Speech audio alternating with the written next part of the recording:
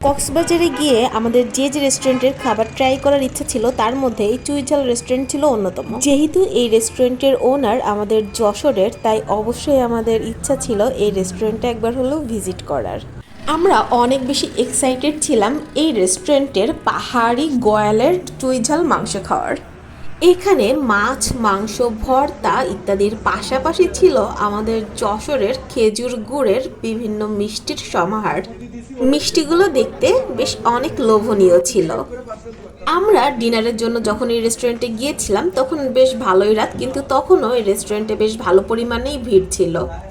Menu কার্ডে দেখতেই পাচ্ছেন এখানে প্যাকেজ হিসেবে ভাত, ভর্তা, ডাল, গয়লের মাংস, চুইঝালের মাংস সব কিছুই আছে। আমরা ভাতের সাথে খাওয়ার জন্য গরুর চুইঝাল আর রুটির সাথে খাওয়ার জন্য গয়ালের চুইঝাল নিয়ে নিয়েছিলাম।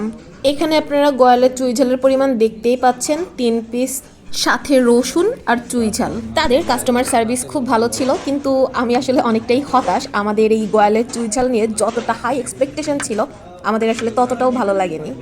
মাংস বেশ শক্ত আর টেস্টলেস ছিল।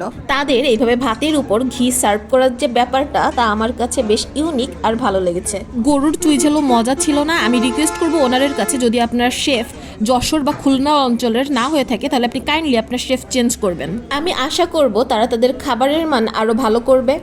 আর আমাদের যশোরের চুইঝালের স্বাদ গন্ধ পুরো দেশের মানুষকে বিমোহিত করবে।